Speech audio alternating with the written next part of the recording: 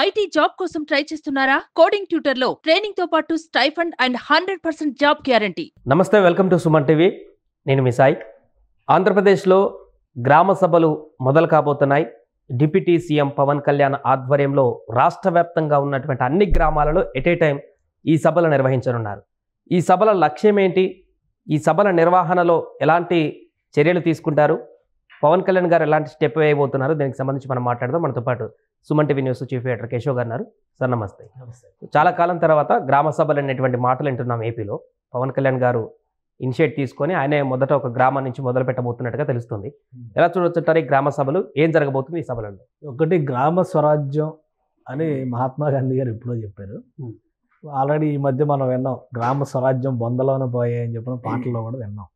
చాలా రోజుల తర్వాత ఏపీలో గ్రామ స్వరాజ్యానికి సంబంధించి మొదటి అంకురార్పణ, అంటే ఒక రకంగా ప్రారంభోత్సవం లాంటిది అనమాట. చాలా కాలం తర్వాత ప్రభుత్వం మారిన వెంటనే పంచాయతీరాజ్ శాఖను పవన్ కళ్యాణ్ గారు తీసుకున్న తర్వాత తీసుకున్నటువంటి కీలకమైన నిర్ణయం పనికి ఆహార పథకం, ఉపాధి హామీ పథకం. ఇలాంటి పథకాలు ఒకప్పుడు చాలా యాక్టివ్గా ఉండేవి. నరేగా నిధులు అనేటువంటి మాట ఎక్కువ వింటూ ఉండేవాళ్ళు. అంటే national employment guarantee scheme, Mahatma Gandhi national employment guarantee scheme, అదే ఉపాధి హామీ పథకం. దీనికి సంబంధించి దాదాపు 57,000 కోట్ల రూపాయలకి సంబంధించిన పనుల్ని అదనంగా రాష్ట్ర ప్రభుత్వం కేంద్ర ప్రభుత్వం నుంచి అనుమతి పొందింది. ఈ పనులన్నీ ఏం చేస్తారు? గ్రామాలకు పనికొచ్చేటువంటి పనులు. అంటే గ్రామాలకు మౌలిక వసతులకు సంబంధించి రహదారులు కానీ, గ్రామాలకు సంబంధించిన సచివాలయాల వ్యవస్థలు కానీ, పంచాయతీ భవనాలు కానీ, స్థానికంగా కావాల్సినటువంటి వ్యవస్థలన్నీ ఏర్పాటు చేసుకోవడానికి కూడా ఈ పథకాన్ని ఉపయోగించేవాళ్ళు ఒకప్పుడు.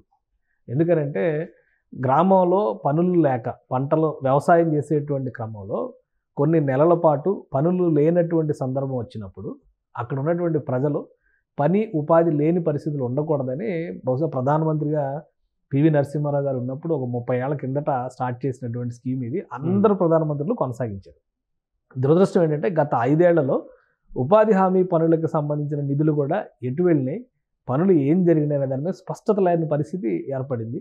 ఈసారి ఉప ముఖ్యమంత్రి హోదాలో ఉన్నటువంటి పవన్ కళ్యాణ్ దాన్ని పూర్తి స్థాయిలో, గతంలో మనం చంద్రబాబు నాయుడు గారు ముఖ్యమంత్రిగా ఉన్నప్పుడు, అంటే 1999 ఆ టైంలో గ్రామ సభలకి నేరుగా ముఖ్యమంత్రి వెళ్ళి నిర్వహించేవాడు. సో అదొక ట్రెండ్, అప్పుడు దేశంలోనే ఒక ట్రెండ్. ఇప్పుడు మరొకసారి ఆంధ్రప్రదేశ్ ప్రభుత్వం ఆ దిశగా అడుగు వేస్తుంది. 23వ తేదీన రాష్ట్ర వ్యాప్తంగా 13,326 పంచాయతీలకు సంబంధించి గ్రామ సభలు నిర్వహిస్తుంది. గ్రామ సభల్లో జనరల్గా జరిగేటువంటి ప్రొసీజర్ ఏంటంటే, గ్రామంలో ఎన్నుకున్నటువంటి సర్పంచ్ దగ్గర నుంచి గ్రామ స్థాయిలో ఉన్నటువంటి గ్రామ కార్యదర్శుల వరకు ఉన్నటువంటి అధికారులు, వాళ్ళందరూ కూడా గ్రామ, మండల, జిల్లా మొత్తం వీళ్ళ అధికారులు అందరితో కూడా పవన్ కళ్యాణ్ గారు వీడియో కాన్ఫరెన్స్ నిర్వహించారు.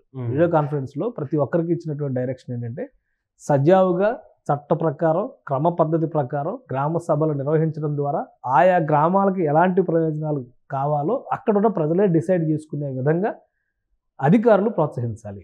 అంటే ప్రజా అవసరాలు ప్రాధాన్యం అనమాట.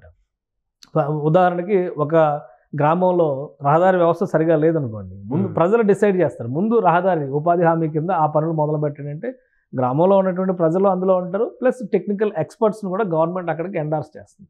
వీళ్ళందరూ కలిసి గ్రామ అవసరాలకు తగినటువంటి పనులన్నింటిని కూడా పూర్తి చేసుకుంటారు. ఆ చెల్లింపులు రాష్ట్ర ప్రభుత్వం, అంటే కేంద్రం ఇచ్చినటువంటి నిధుల ద్వారా నేరుగా సర్పంచులకు ఇదివరకు నిధులు చెల్లించేటువంటి అధికారాలు ఉండేవి. సర్పంచులకు వేసినటువంటి డబ్బులు కూడా దారి మళ్లిపోయినాయి అనేటువంటి ఆరోపణలు చాలా బలంగా వినిపించాయి గత ప్రభుత్వ హయాంలో.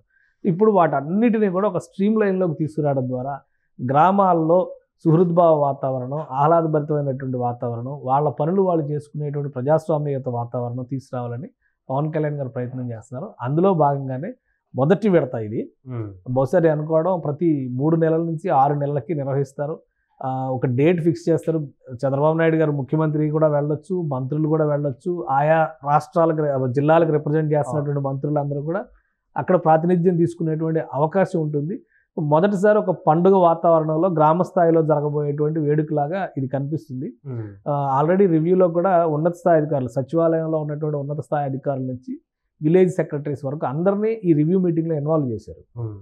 పూర్తి స్థాయి ప్రజాస్వామ్య పందాలో ఈ కార్యక్రమం నిర్వహించాలి. నిర్వహించేటువంటి బాధ్యత అధికారులది. అవసరాలని ప్రతిపాదించడం, వాటిని ఆమోదింపజేసుకోవడం, ఆమోదించాల్సినటువంటి అవసరం కూడా ఉంటుంది. వాటిని ఆమోదింపజేసుకోవడం, గ్రామ సభల్లో జరిగినటువంటి తీర్మానాలను మళ్ళీ ప్రభుత్వానికి రాసి పంపిస్తారు. ఈ తీర్మానం చేశారు కాబట్టి ఈ పనులు చేయాలి అనేటువంటి డైరెక్షన్ వచ్చిన తర్వాత ఆ పనులు చేపట్టేందుకు కావాల్సినటువంటి నిధుల విడుదల ప్రక్రియ మొదలవుతుంది. సో ఆ విధంగా తొలిసారిగా ఒక 5 ఏళ్ల తర్వాత మళ్ళీ ఒక ప్రజాస్వామ్యయుత వాతావరణం గ్రామాల్లో వచ్చేటువంటి అవకాశం అయితే స్పష్టంగా సార్ నేరుగా పవన్ కళ్యాణ్ గారే గ్రామ సభలో కూడా పాల్గొంటున్నారు 23వ తారీఖు. రైల్వే కోడ్ నియోజకవర్గంలో గ్రామాన్ని ఎంచుకున్నారు. అంటే అక్కడే ఎంచుకోవడానికి గల కారణాలు ఏమైనా ఉన్నాయి? అంటే రాయలసీమ ప్రాంతానికి గ్రామాల విషయంలో రాయలసీమ ప్రాంతం చాలా వెనుకబడి ఉన్నటువంటి ప్రాంతం. అలానే అక్కడ అసలు మౌలిక అవసరాలు స్థానికంగా కల్పించాల్సినటువంటి వసతుల విషయంలో కూడా చాలా ఇబ్బందులు ఉన్నాయి. అందుకే పవన్ కళ్యాణ్ రైల్వే కోడూరు ఇప్పుడు జనసేన ఎమ్మెల్యే స్థానం అది. అక్కడ ఉన్నటువంటి ఒక గ్రామాన్ని మైలాదేవరపల్లి ఏదో చెప్పారు, మైలాపూర్ పేరు ఏదో ఉంది.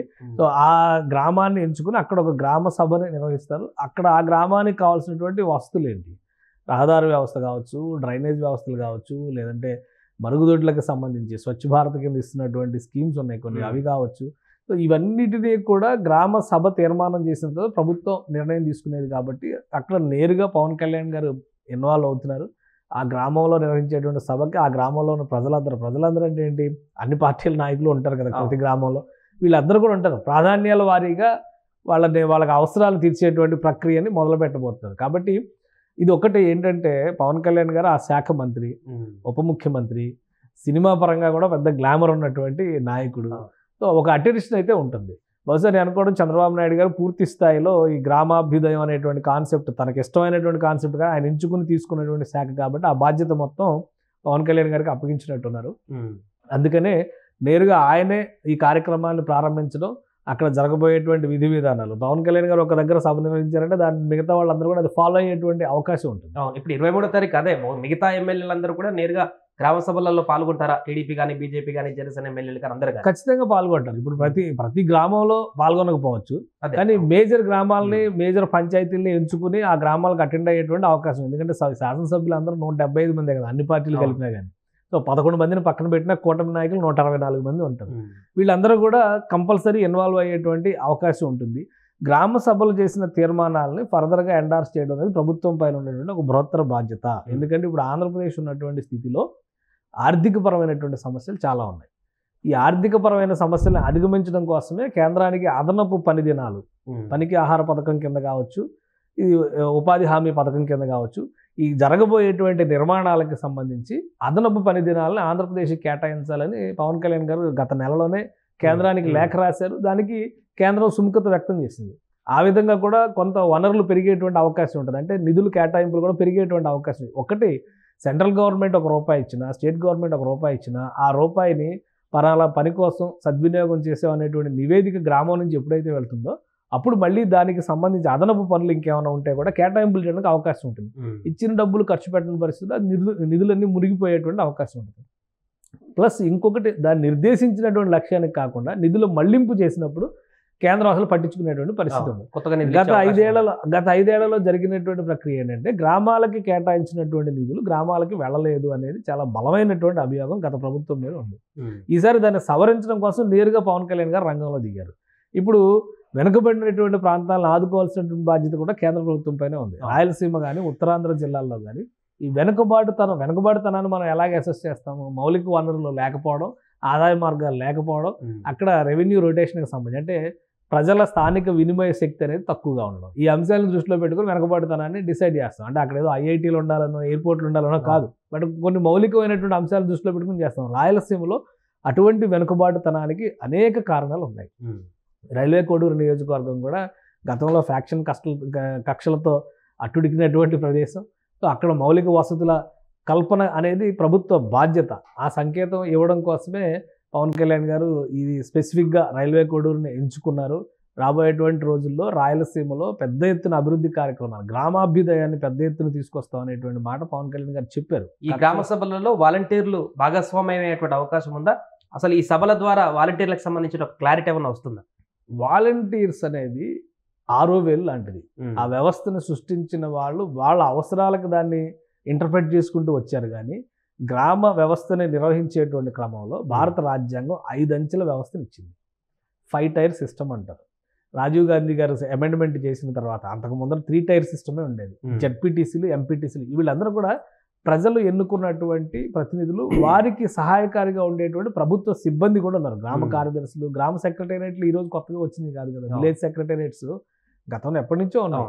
అక్కడ కావాల్సినంత వ్యవస్థలు ఉన్నాయి. అదనంగా వాలంటీర్లు అనేటువంటి వ్యవస్థను తీసుకురావడం ద్వారా వాళ్ళకి వీళ్ళ పనులు కొన్నింటిని వాళ్ళు కేటాయించారు, వాళ్ళ అవసరాలు కొన్నింటిని జోడించడం ద్వారా వాలంటీర్ వ్యవస్థను ఉపయోగించారు. కానీ వ్యవస్థను క్రియేట్ చేసిన తర్వాత దాన్ని సద్వినియోగం చేయడం ఎలా దాని మీద ఈ ప్రభుత్వం అధ్యయనం చేస్తుంది. ప్లస్ వాలంటీర్ల వ్యవస్థకు సంబంధించి బహుశా ఆగస్టు ఎండింగ్ నాటికి 5 ఏళ్లకి ఎప్పుడైతే అప్పుడు అగ్రిమెంట్ చేసి వీళ్ళు అపాయింట్మెంట్లు చేశారో 5 ఏళ్లకి క్రమం ముగుస్తున్నటువంటి పరిస్థితి ఉంది. దాని మీద ప్రభుత్వం ఇంకా ఒక నిర్ణయం తీసుకోవాల్సినటువంటి అవసరం ఉంది. అందుకనే ప్రస్తుతానికి అది పెండింగ్లో ఉంది. ఈసారి గ్రామ సభల విషయంలో కూడా వాలంటీర్ల వ్యవస్థను వినియోగించడానికి అవకాశాలు చాలా తక్కువగా ఉన్నాయి. రాష్ట్ర ప్రభుత్వం అంతర్గతంగా ఒక కమిటీ వేసింది. వాలంటీర్ల విధులు, అలానే వారికి ఉండాల్సినటువంటి అర్హతలు, వారికి కేటాయించాల్సినటువంటి బాధ్యతలు, ఈ అంశం పైన ఒక సమగ్రమైనటువంటి అధ్యయనం చేసేటువంటి నిర్ణయం తీసుకుంది. ఈ కమిటీ ఇచ్చేటువంటి నివేదిక ప్రకారం చూస్తే కూడా వాలంటీర్లో 10th క్లాస్ చదివిన వాళ్ళు ఎంతమంది ఉన్నారు, ఇంటర్మీడియట్ చదివిన వాళ్ళు ఎంతమంది ఉన్నారు, గ్రాడ్యుయేషన్ చేసిన వాళ్ళు ఎంతమంది ఉన్నారు, దీని మీద పర్సంటేజెస్ ఇప్పటికే గ్యాదర్ చేసినటువంటి పరిస్థితి ఉంది. ఆ డేటా ఆధారంగా వారి స్కిల్స్కి, అంటే వారి అర్హతలకు తగ్గట్టుగా అదనపు స్కిల్స్ చేర్పించడం ద్వారా వాళ్ళని ఏ విభాగాల్లోకి తీసుకోవచ్చు, దీనిపైన అధ్యయనం జరుగుతుంది ప్రస్తుతం. బహుశా ఇంకొక 4 రోజులు సమయం పట్టొచ్చు. కాబట్టి వాలంటీర్ల వ్యవస్థ మీద ఒక స్పష్టమైన విధి విధానం, ఎందుకంటే ఆ వ్యవస్థను తీసేయమని ప్రభుత్వం చెబుతుంది చాలా స్పష్టంగా. అట్ ద సేమ్ టైం వాళ్ళకి 5,000 ఇచ్చినటువంటి నిర్ణయం కూడా సరైనది కాదు, 10,000 చేస్తామనేటువంటి మాట మీద ఇప్పటికీ నిలబడి ఉన్నారు. కానీ వాళ్ళకి కేటాయించేటువంటి విధులు ప్రభుత్వ ఉద్యోగులకి ఇబ్బందికరంగా ఆటంకంగా మారకూడదు ఒకటి. రెండోది వాళ్ళకి ఇచ్చేటువంటి విధుల విషయంలో ఒక స్పష్టత ఉండాలి. మూడోది ఇంటర్మీడియట్ డిగ్రీ చదివిన వాళ్ళు గ్రామాల్లో చిన్న చిన్న సర్వీసెస్ చేసుకుంటూ మిగిలిపోవడమేనా, దానికి తగ్గట్టుగా చుట్టుపక్కల ఉన్నటువంటి వనరులు వినియోగించుకొని వాళ్ళకి ఏమైనా స్కిల్ సెట్ డెవలప్మెంట్ ప్రోగ్రామ్ కనుక చేపడితే వాళ్ళు ఆర్థికంగా పురోగమించడానికి అవకాశం ఉంటుందా, ఈ అంశం పైన, ఈ 3 అంశాలపైన రాష్ట్ర ప్రభుత్వం అధ్యయనం చేస్తుంది.